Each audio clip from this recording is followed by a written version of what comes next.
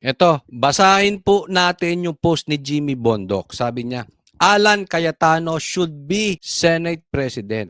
If I were simply partisan, I would choose a PDP rep. Pero based on reality, merit, and current climate, only Alan can lead the Senate. Alam mo ako, agree ako dito. Dapat talaga si Cayetano ang Senate President. Magaling talaga eh. Nakikita naman natin. I think even Pinklawans, yung pulahan, nakikita mahusay talaga si Cayetano.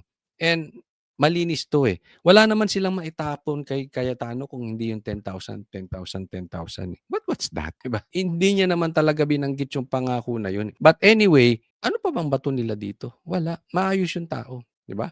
Yes, he is not perfect. Like me, like you. No one is perfect. Pero malinis eh.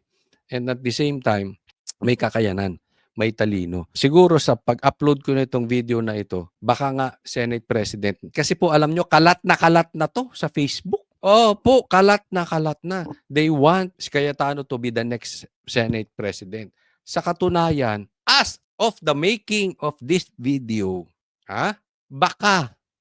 as of the making, nagkakaroon na daw ng usapan for another coup d'etat dahil they don't like the performance of Tito Soto eh. Parang hindi siya interesado sa paglutas ng baha. Ang interest niya ay para mabaling sa Duterte yung problema. Maituro ang Duterte, hindi para solusyonan yung problema natin ngayon sa baha. Yung problema natin sa corruption ngayon at ngayon. Yan ang lumalabas, parang wala siyang plano.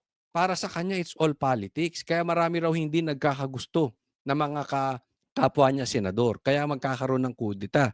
Baka pagka-upload ko nito, baka Senate President na to nawa si Cayetano. Anyway, i-comment nyo lang dyan kung sakaling, ay coach, yes, Senate President na siya. Kasi may timeline din ini-edit pa. No? So may 2 hours, 3 hours pang to. So, we'll see, di ba? But antayin natin, talaga namang karapat-dapat to. Hindi siya bias. Ako sa tingin ko lang tama naman yung sinabi niya sa impeachment di ba? Binalik niya muna sa Congress. Isipin niyo kung sinimulan nila yun. Tapos biglang nagdesisyon yung Senate, ay yung Supreme Court na unconstitutional. Di nasayang yung pinagtrabaho nila. Di ba? Magkakaroon pa ng constitutional crisis. Dahil sinimulan ng Senate, yung pala unconstitutional. Kaya tama yung ginawa ni Cayetano. Idea niya yan. No? I agree with Jimmy Bondoc. At pag chinek nyo yung Facebook nyo, marami. Ituloy po natin. Ito, panawagan ko sa ating lahat. Ituloy po natin. Isigaw po natin. Ibalik si Senate, si Cayetano bilang Senate President. Lagyan natin, pagtulungan po natin, at wag po natin titigilan tong flood control kasi alam nyo po, mawawala tayo. Alam nyo yung nangyayari sa Congress ngayon? Parang drama. Saan ka nakakita ng isinisiwalat at maraming nakakaalam na dapat si Saldico ang ipatawag dahil siya ang kasabwat or nakakaalam patungkol sa insertions. And yet ayaw nilang patawag. So, wala talagang magkakaroong investigasyon. Tapos ito si Soto, under Disaya din, duwag kay sabi nga ni Kiko Barsaga, duwag dito kay Tambi. Ano mangyari? Walang investigasyon. Maglulukuhan lang tayo. Alam nyo kung sino lang kumikita? Media. Kasi may balita sila. Pero yung totoong merong mangyayari sa investigasyon, wala. So, kailangan talaga natin ng matinding investigasyon. Wala tayong aasahan sa lower house, wag naman pati Senate, di ba? So andito pag-asa natin, tuloy po natin na panawagan gawing Senate President si Cayetano. Alam niyo po kasi papasok ang 2028. This is our time. Mga kababayan ko, isigaw natin, malakas po tayo sa social media. Dahil 2028, presidential election, magbabago po ang timpla. Iba kasi pag midterm election, malakas talaga yung incumbent na president. Pero sa presidential election, magpapalit ng presidente. So walang malakas. Ang mga politiko sensitive sa sigaw ng taong bayan. Ito po yun. Malakas tayo. Kaya tuloy-tuloy lang natin ang banat sa social media. Next po, tingnan natin to. Ito yung post na ni Kiko Barsaga ulit, pasabog niya ito. Naiintindihan ko ang sitwasyon ni Mayor Vico. sinabihan rin ako ni Mayor Jenny na huwag kalabanin si Romualdez. But justice must be done. Ito po ang tapang. Ha? Ito po ang tapang. Sana wag magbago to si Kiko Barsaga. Sana wala tong topak. Kasi basta alam nyo na, di ba? O, basta wala tong topak kasi bata pa eh. Hindi natin alam kung ano talaga ang plano nito. No? But as of the moment, okay itong ginagawa ni Kiko. Anyway, kung meron naman siyang masamang agenda o may topak to, o malalaman naman natin at in the future. Pero dito muna tayo sa now. Yung sa ngayon, maganda 'tong mga binabanggit niya. Maraming nagsasabi nito. Kaya kikita nyo naman eh, may katotohanan 'tong sinasabi ni Kiko Barsaga. Bakit? Kita nyo, tahimik ang Congress. Kasi ang style niyan, ginawa yan sa Banateros eh. 'Di ba? Ooperan ka, pag di ka maoperan, didemanda ka, yung ganon. Gigipitin ka in short. At sinabi rin niya ni BP Sara, 'di ba? Ayaw ni Tambi ng kalaban. So, i-eliminate na yung kalaban. Either bibilin or gigipitin.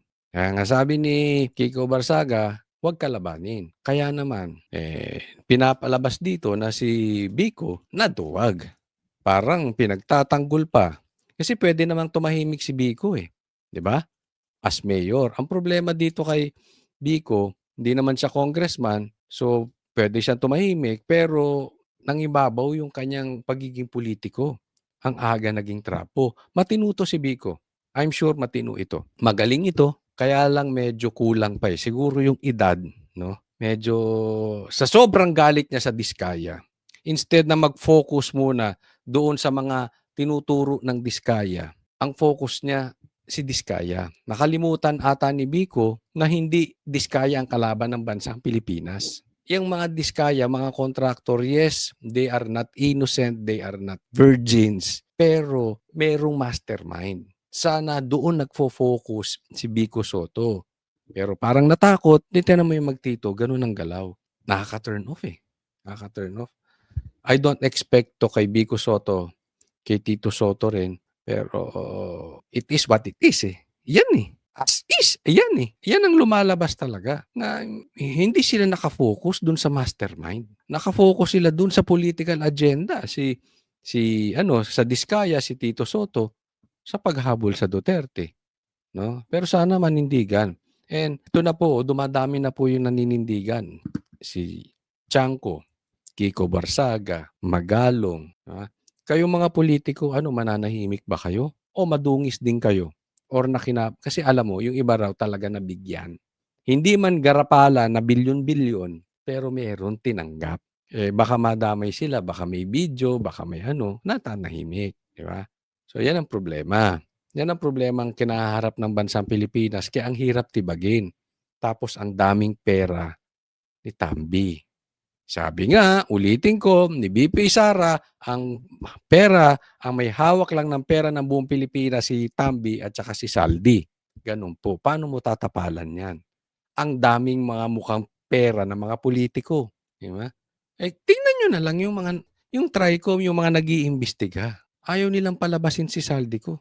Tsaka hindi na nila pauwi niyan si Saldi ko kasi baka mamaya pag nandito, bigla pang bumaligtad. So, siguro pinapunta na lang dyan ni Tambi, diyan ka na lang muna, magpasasa ka dyan, total marami kang pera, diyan ka na lang muna. Baka ganun na sinabi, kami na munang bahala dito. Kasi pag nandito ka, ipapatawag ka, pag napatawag ka, baka magkamali ka pa ng sagot, so diyan ka na lang, okay? May sakit ka, nasa ospital ka, masakit ang puso mo, etc. etc. Lahat ng sakit gamitin mo, basta diyan ka lang. Kasi delikado talaga si Saldi pag umuwi. Pag pinatawag yan, may nagsasabi, hindi ko alam kung totoo to mahina pa raw to si Saldi. Mahinang sumagot. Baka madulas to. Mataranta, baka ituro si Tambi. Di ba? Delikado kasi pinangalanan nga niya yung apat niya, yung big four nila, yung magbe-best friend. Sino? Si Suarez, siya, si Tambi, at saka si Dong Gonzales. Di ba? Doon pa lang yari na, alam na natin kung sino ang maraming nakurakot, di ba? O lumabas na kontraktor, si Dong Gonzales, di ba? Yung next topic po. Ito po ang bantayan natin. Another post from Kiko Barsaga. Kung kaya ni Senator Lacson si Saldico at Romualdez sa Blue Ribbon, edi goods. Pag hindi, Parehas lang sila ni Tito Soto na duwag, duwag, duwag. Trapo, trapo, trapo, 'di ba? Kasi ang issue dito, binanggit na po sila ni Diskaya, okey? Kung sa tingin nila nagsisinungaling si Diskaya or hindi, hindi po 'yun ang issue. Ang issue dito dapat imbestigahan pa rin si Saldico at si Tamby.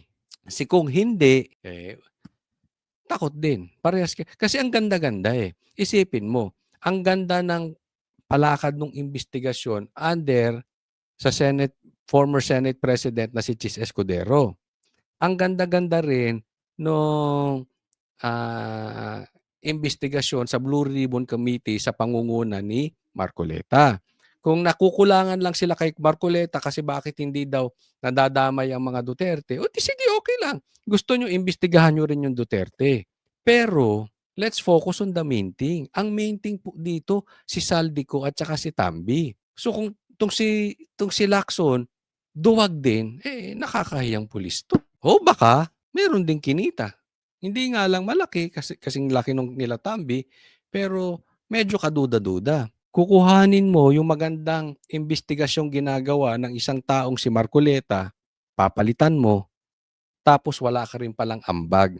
Wala ka ring maidadagdag, 'di ba? Kasi okey lang, sige, meron kayong pasabog, kung gusto niyo meron kayong pasabog na senador na tumanggap din, sige, okey lang 'yun. O meron kayong pasabog na panahon pa ni PRRD, okey lang din 'yun, ituloy niyo. But never, ever leave Tamby and Saldi sa usapin. Kasi sila yung main player dito. Sila pa nga ang lumalabas di umano na mga mastermind. You are not stupid, Lacson. Yung mga kontraktor walang gagalaw diyan, hindi yan makakagalaw kung wala yung matataas na politiko. So kung ano mang gusto niyong drama, may gusto kayong madamay na senador, bahala ka na sa buhay mo. Mga Pilipino, wag tayong papayag na iikot-ikutin tayo nitong si Tito Soto at ni Lacson. Bahala sila para lang maging patas. Kasi gusto mong isali dyan si Jinggoy, si Cheese, si Villanueva, si PRRD, si Sara, sige, isali nyo. Huwag nyo lang iiwan yung si Saldico. Pag iniwan nyo yan, lahat ng investigasyong ginagawa nyo, walang kwenta. May pinagtatakpan kayo. Wala din kayong silbi dyan. Kung hindi nyo mababanggit, kung hindi rin maiimbestigahan si Tamby tsaka si Saldico, nagkakaintindihan po. Diyan po natin sila i-pressure. So makikita natin, abangan natin kung anong klaseng leadership. Pero kung ako sa'yo, Lacson, pinagmamalaki ka pa ni Soto, mas magaling ka pa raw kay Marcoleta. Napanood ng marami kung paano hinandle ni Marcoleta, ha? Sa totoo lang, ang galing. Ang galing ng pagkakahandle ni Marcoleta. Siguro ito si Lacson kinakaba-kabahan na rin. Kasi hindi lahat ng Pilipino stupid. May mga stupid din na Pilipino. Hindi natin maiaalis yan. Pero isipin mo yung papalitan mo gano'n. Oh, anong nangyari? 'Di ba? Parang tingnan mo, sinong sumunod kay PRRD? Ang ganda ng nagawa ni PRRD. Kaya nga naman, si Bongbong nako-compare parati, 'di ba? Pero ang layo talaga, eh. Dahil ang taas nung standard na ginawa ni PRRD. Kaya hanggang ngayon, kaya nanalo si Bongbong, kaya rin nanalo si Sara. Let's admit it. It's because of PRRD. Overflow lang 'yun. Nag-overflow, eh. Yung pagmamahal ng tao kay PRRD, nag-overflow kay Bongbong tsaka kay Sara, eh. Kasi nag-tandem sila, eh. 'Di ba? Gano'n po katindi. Tapos ganito yung nangyayari sa administrasyon ni Bongbong, mako-compare talaga. So better yet, do your research, Lacson. At hindi lang kung ano yung alam mong mga ebidensya, ha? I-handle mo ng maayos. Handle like kinuha mo sa abogado, eh. Handle it like a lawyer. Handle it like a professional. 'Di ba? Para sa akin nga nilagay ka pa sa alanganin ni Tito Soto, pinagmamalaking mas magaling ka pa kay Isipin mo 'yun, halimbawa ikaw ay basketball player, halimbawa ikaw ay si Paxson, tapos sabihin mas magaling ka kay Jordan, dinagdagan mo yung pressure ko, animal, 'di ba? Iko-compare ako ng tao ngayon kay pambihira. Hirap ka na ngang abutin si Jordan, pinagmalaki mo pa ako, ikinumpare mo pa ako, anong i-expect ng tao? Lalong magko-compare yung mga tao. Oh, kawawa ngayon si Paxson. That is just an example. Ganito rin dito. Oh, sige nga, sa tingin ninyo, ito ilagay niyo lang din sa comment section. Ha? Kaya kaya ni Lacson yung ginawa ni Marcoleta? Ako, sa tingin ko, hindi. Pero we'll see. Let's give him a chance. Tutal, andyan na siya. Wala tayong magagawa eh. Next topic. Ngayon, ito ang tanong. Ginagapang na ni Tambi si Barsaga. Sabi niya, Romualdez handang makausap ng pribado si Barsaga. Bakit pribado? Televise nyo. Di ba? Anong kailangan mo kay Barsaga? Lalagyan mo? Hindi, nagtatanong lang ako, Tambi. Baka magdemanda ka. Oh, pademanda mo na naman kay Saldi ko. Di ba? Bakit pribado? Oh, mag-usap kayo, marami harap-harap. Maraming nakikinig para walang lagayan. Alam nyo, dito natin makikita to si Barsaga kung may topak o talagang may paninindigan. Kasi sabi nung iba, may topak yan. Sabi nung iba, may paninindigan yan. So makikita natin. Kasi pag nag-usap yan, at sa daming banat niya kay Tambi, biglang bumaligtad. Gaya ng mga vlogger na baligtarin. Di ba? May kilala kayo? May kilala ka? Sige, name game tayo ngayon. Ilagay nyo dito yung mga vloggers na sobrang makasipsip kay Sara noon. Pero nung naupo si Bongbong Marcos, biglang binanatan si Sara. Sige, lagay nyo yung mga vloggers dyan na mga balimbing. Lagay nyo. Baka mamaya ganito rin to. Hindi ko po pinangungunahan, sinasabi ko lang baka. Kaya observe natin. Baka pagkatapos sila magkausap, sasabihin niya, napakatino naman pala ni Saldico at saka ni Tambi. Alam mo na. Oh. Yung contractor kasasabi lang na binanggit yung pangalan ni Tambi at ni Saldico, si Diskaya, biglang bimaligtad na. Oh. Ba? Hindi natin alam. Ang power of di ba? Maraming nagbabaligtaran bigla. Yung isa nga, pastor pa raw Oh. Pero kung makapagtanggol kay Tambi, grabe na lang. Ayaw, itinatago pa sa saldi ko. Di ba? Abangan natin. Tingnan natin to Pero dito natin makikita. Kaya gusto ko maimbestigahan si Tambi kung may pag-asa pa ba ang Pilipinas. Pag hindi maimbestigahan si Tambi, tapos yung mga katulad nitong si Barsaga na banat ng banat kay Tambi, biglang bumaligtad, malala na talaga tayong Pilipinas. Diba? Meron pang isang dati bakla. Kung ano kay Sara, ngayon bumaligtad. Yung isa naman babae. Na maligno ata. Di ba? Ngayon sobra kay Tambi. Pero ito meron akong gustong sabihin sa inyo. Secret lang, secret. Huwag niyo ipagkakalata. Kasi meron daw, tingnan niyo tong dalawang tao. Dalawang klase ng DDS vloggers. Yung iba, hindi mabanatan si Marcos. Laging si Tambi ang binabanatan. Bakit? Di umano naka-payroll kay Bongbong. Huwag nyo na lang banggitin. Dito, huwag nyo nang banggitin. Para sabihin, hindi natin sinisiraan, wala naman akong binabanggit na pangalan. Tinuturuan ko lang kayo kung paano nyo ma-observe ang isang vlogger na doble cara. Pero, may malaking vlogger ito si Saldi. Malaki po. Malaki po. Alam nyo kung anong style? Kunwari, DDS.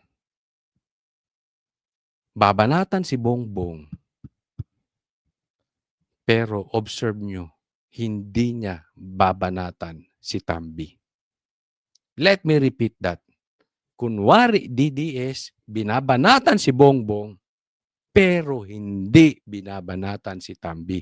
Kasi it's unusual na kung ikaw ay DDS at nakikita mo yung mali ni Tambi, ay hindi mo nakikita yung mali ni Tambi, nakikita mo yung mali ni Bongbong, parang may iba, di ba? Naka-payroll daw. Di umano kay Tambi. Observe nyo na lang. Huwag nyo na ilagay yung pangalan. Isipin nyo, pag nakinig kayo sa vlogger, oh nga no, tama si Coach. Bakit hindi niya kayang banatan si Tambi? Puro na lang si Marcos sa may sala. Yung isang vlogger naman, malaki-laki din. Hindi siya malaki masyadong channel pero matalino. Binabanatan si Tambi, hindi mabanatan si Bongbong. So tama ng tama. Ay, delikado yun. Ha? Okay. Hindi ko po iyan sinasabi sa inyo para manlaglag ng vlogger. Sinasabi ko lang po sa inyo para makita ninyo ano yung senyales na baka mamaya naglalaro sa dalawang ilog. May kabit. DDS, pero payroll ni Marcos. DDS, pero nasa payroll ni Tambi. Ay, anong tawag nyo ron? Maganda ba yun? Oh. So, alam nyo na.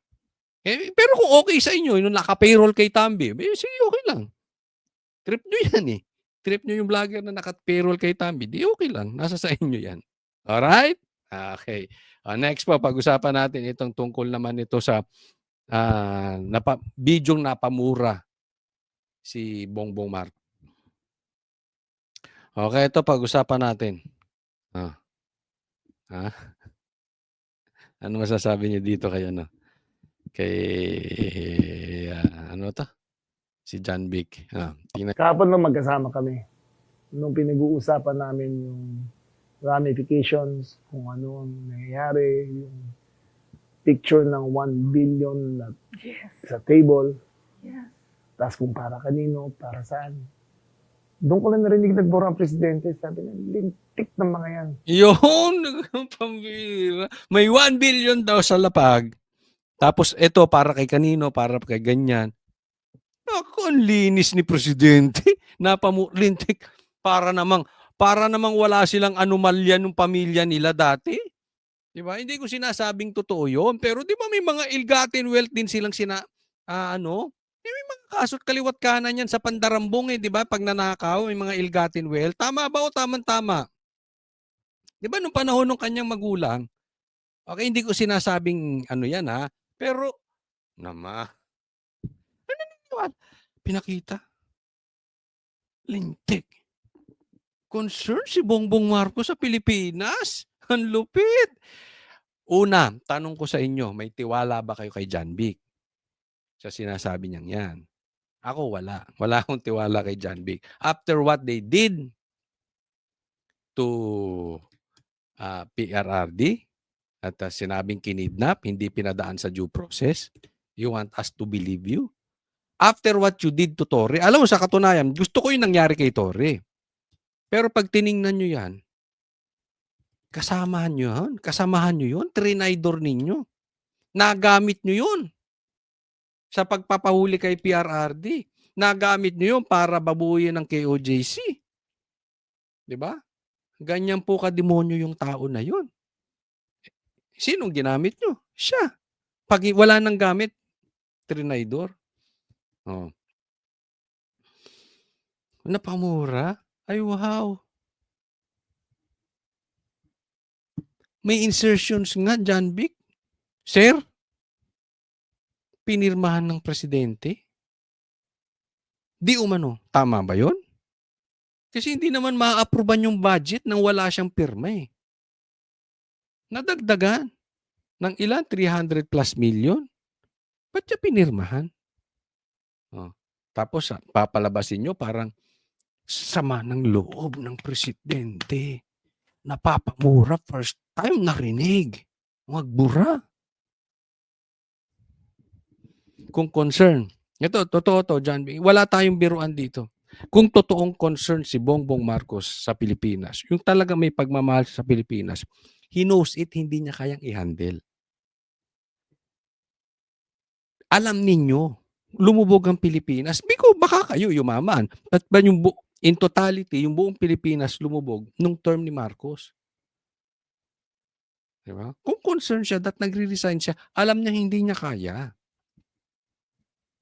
Wag na nating gamitin yung taong bayan.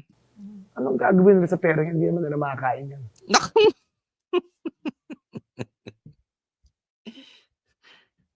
Ang gagawin nila sa perang yan, hindi naman nila makakain eh. Ano, pandodroga. Kalokohan talaga to mga to. Para namang walang yaman yung Marcos. Anong gagawin niyo yung ganong karaming pera? Parang walang sapatos na lang nung nanay nila eh. Sabihin ko kaya, anong gagawin niya sa ganyang karaming sapatos? Makakain ba yan? Yung yaman ng pamilya nila, anong gagawin? John Wick naman, nagtatanga-tangahan tayo rito. Pambira. Parang hindi naman kilala ng taong bayan ng history ng Marcos. Doon ko lang narinig talaga. Galit na galit talaga siya. He doesn't show it in public eh. But he was indignant over the impunity which people carried out their work. Sige na nga, payag na kami. Masama ang loob ng presidente. Naaapi ang taong bayan. That their work, their abuse their power. He was indignant. Yung tik yung tao niya, yung tik ang pera niya. Aagay nila yan. Hindi nakikita ng tao yan eh. Pero deep down inside, he's seething. May galit talaga siya sa mga taong to. Paano? Ay, saglit na wala. Paano? Sabi niya, lintik talaga may gawa niyan. Paano? Kung mapatunayan, yung pinsa mo si Tambi. Diba? Hanggang ngayon nga, nagkaloko-loko ng investigasyon. Itinuturo na ang kamera. Hindi mo mapalitan as House Speaker si Tambi. Ang pinapalitan mo yung Senate President. Ang problema nasa Congress, sa lower house. Ang ganda ng investigasyon ng Senado, yun ang pinalitan mo. Weak ka talaga, Bongbong. Diba? Kung galit ka sa corruption, kaya mo ba? Sasabi mo, ito, para kanino. So, alam mo na. May gagawin ka ba? Yeah. Kaya ito, kailangan nyo makita tong next. Ito, post ni Kiko Barsaga. Response to a comment made by DILG Remulla. We are the last hope. This is governance. Ang sabi naman ni Kiko, the will of the Filipino people is our last hope. Wala kaming tiwala sa DILG ni Romualdez. Sapul. Kayo, may tiwala ba kayo dito kay John Vic? Ako wala. 'Di ba? Wala akong tiwala diyan. Siya rin ang pinapakinggan. Pero pinapatamaan niya. The will of the Filipino people is our last hope. Wala kaming tiwala sa DILG ni Romualdez. Hindi DILG ng Pilipinas eh. DILG ni Romualdez.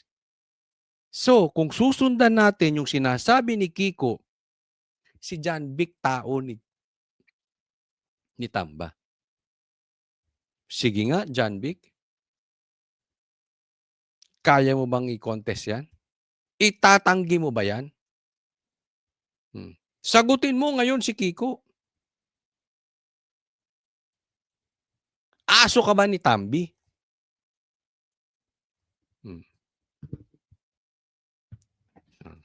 Gusto ko rin makita ang mga opinion ninyo. Anong sa tingin ninyo? Tama ba dito si Kiko na bata ni Tambi? Ito si John Vic o ito ay bata ni Lisa? Ay, bata ni Lisa. Bakit ba tayo napunta kay Lisa? Bata ni Bongbong Marcos. Uy, ano ba yan? Mapainom nga ako kung ano-anong nasasabi ko. O kaninong bata si John Vic? Pakilagay dyan sa comment section. Naku, delikado. Maraming salamat po, Doon sa mga hindi ko pa po subscriber, paalala lang po, subscribe po kayo sa channel nito ni Coach Ollie New Speech, sa channel ko po. And paki-like niyo po itong vlog na ito kasi napaka-importante po niyan sa algorithm. Mamaya na po natin pag-usapan yung bagong Senate President at yung video ni BBM na napamura. Pero dito po muna tayo sa One Ball University kay Mr. Acheche. Oh, yan. Oh, sabi ito post ito ng News 5 mismo. So sabi niya, asan yung panahon ni Rodrigo Duterte? Bakit hindi niya binabanggit? Alam nyo, ito yung investigasyon, 'di ba naimbestigahan sa Senate itong Diskaya. Oh, tapos meron silang sinasabi pa kung ano-ano. Tapos parang nagbabago ng statement yung Diskaya na hindi naman daw talaga nila tinutukoy si Tambi at saka si Saldico. Kaya lang sila po ang sinasabi baka nagagamit lang ng ang pangalan nila ng politiko. But ang pinakapunto po dito, ang iniimbestigahan ay yung mga mandarambong na mga congressman or senator or mga politiko na nagnanakaw sa bayan. Bakit napuntahan na naman dun sa panahon ni Duterte? 'Di ba? Unang-una, hindi po involved si PRRD doon sa mga anomalya patungkol sa flood control project. Sa katunayan, mismo si PRRD talagang binabanata na kahit dati yung DPWH. Nauunawaan po natin. So bakit binabalik dito? Alam nyo to si Tito Soto, ang gulo-gulo po niya Kasi yung investigasyon, maayos naman. Bago bigla-bigla nagpalit. Sabi ko nga yung last vlog ko, 2 days ago, kasi nagbakasyon lang kami. 2 days ako, sabi ko, bigyan natin ng chance to si Tito Soto kasi baka naman maayos. Pero tingnan nyo, ngayon, lumalabas, bakla ito si Tito Soto pagdating kay Saldi at kay Tambaluslos kasi doon papunta Doon papunta yung investigasyon. Biglang dinadala sa Duterte. Diba? Pero alam nyo mga kababayan, ito yun. May nakapagsabi sa akin, yan si Tito Soto, Duterte yan. May nagsabi sa akin, abangan nyo lang. Okay? Pero ako, sa totoo lang, hindi ako naniniwala doon sa sinabi sa akin. Pero, again, bigyan natin ng chance, baka naman posible din. Kasi, napaka-obvious nito. Hindi nyo ba napapansin? Parang may kasabihan na it's too good to be true. Ito, it's too obvious. Halatang halata na dinadala sa Duterte. So, para sa akin, baka naman nagpapasakay lang to si Tito Soto para makuha niya ang kumpiyansa ng mga magnanakaw. Kasi alam naman natin yung mga magnanakaw ay gustong idiin ng Duterte. Nasusundan po nyo. So, baka pinasasakay lang ni Tito Soto, pero in the end, mag-iiba. Remember this, dati binanat-banatan ko rin si Chis Escudero. Pero sa bandang huli, kita mo naman, yung impeachment kaya hindi natuloy-tuloy dahil ginawa ng paraan yung forthwith. Aminin na natin, di ba? Kung iba ang Senate President at that time, baka natuloy yung impeachment. Naunawaan nyo po. Nung nakuha na yung kumpiyansa, iba ang ginawa. So, posibleng ganyan si Tito Soto or sobrang tanga. Dalawa lang yan Ako para sa akin ang opinion ko talaga, either nagpapasakay to si Tito Soto at talagang sa bandang huli kakampi rin sa Duterte or sobrang tanga. 'Di ba? Kasi sabi, sobrang obvious Parang ngayon lang ako nakakita ng Senate President, sabi nga ni Kiko Barsaga, duwag. Yung lower house naging upper house. Yung Senate ang parang naging lower house Naintindihan nyo? Parang Hala, Senate President takot. Takot sa House Speaker. At ito obviously, 'di ba? Pansinin niyo rin ang pula, ay ang dilaw, tahimik. Ang pinklawan, yung mga ibang komunista, yung ibang mga pinklawan na nakaupo, tahimik patungkol dito. So, may nagsabi sa akin, "Coach, may naglalaro diyan." 'No? So, ako, kayo na lang ang tanungin ko. Kasi maraming bali-balita, hindi lalong-lalo na pagka yung, resource person ay hindi from the inside, ayoko bastang paniwalaan. Although may mga connection siya sa loob, pero mas kampante ako kung yung tao mismo nasa loob. Yung nagsabi sa akin na yan, medyo wala sa loob, okey? Marami lang connection sa loob. Kaya nga tingnan natin, pero kayo tanungin ko, sa tingin ninyo, si Tito Soto ay babaliktad sa bandang huli at mag-PPRRD o magdu-Duterte or talagang sadyang tanga lang? Ilagay niyo diyan. Ilagay niyo diyan sa comment section. Ipapakita ko po 'tong susunod. Pag-usapan natin. Pag-usapan natin 'tong sinabi talagang medyo maraming pasabog ito si Kiko Barsaga. Oh, sabi niya, news update.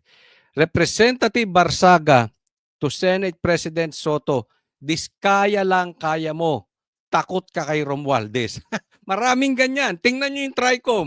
Ha? Tingnan niyo yan sila Abante. Ang kaya lang, mga vloggers. Pero takot yan kay Saldico. Takot yan kay Tambi. Oh.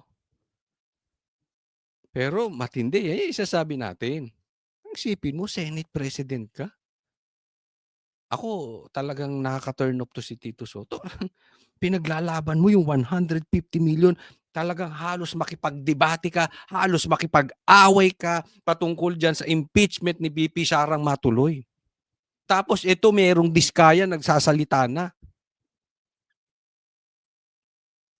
Wag tayong mag-anuhan. Sabi nga ni Magalong, at sabi rin ni Tiangco, alam naman natin kung sino talaga yung pinakamalaking nakobra diyan. Alam naman natin kung sinong magnanakaw, kaya nga sabi ko doon sa post ko, alam niyo lumalabas na untouchable si Tambi at saka si Saldico. At kahit naman si Bongbong may sala dito, Pero bakit yung ibang politiko hindi nila madiin? Eto yan mga kababayan. Eto from the inside 'to. You know why? Bakit yung iba tahimik? You know why?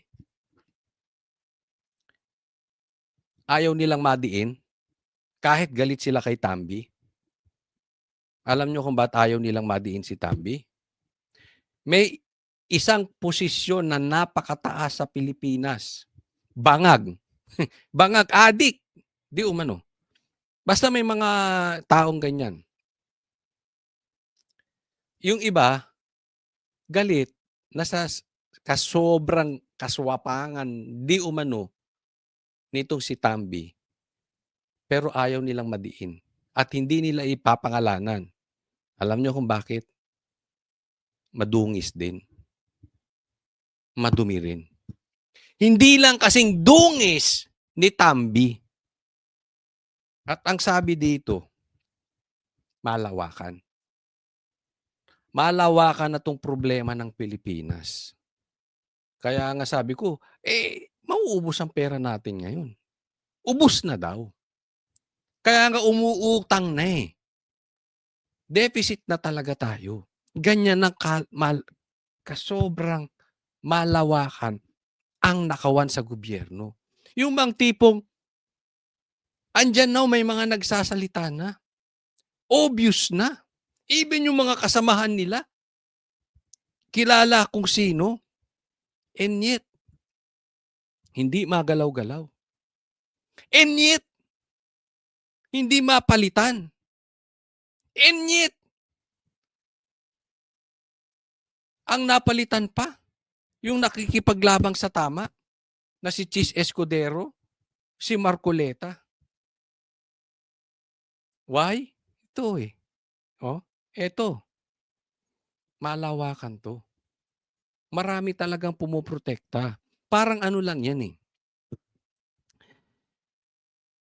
Yung iba ayaw idiin ang isang taong adik, lulong sa droga dahil madadamay sila.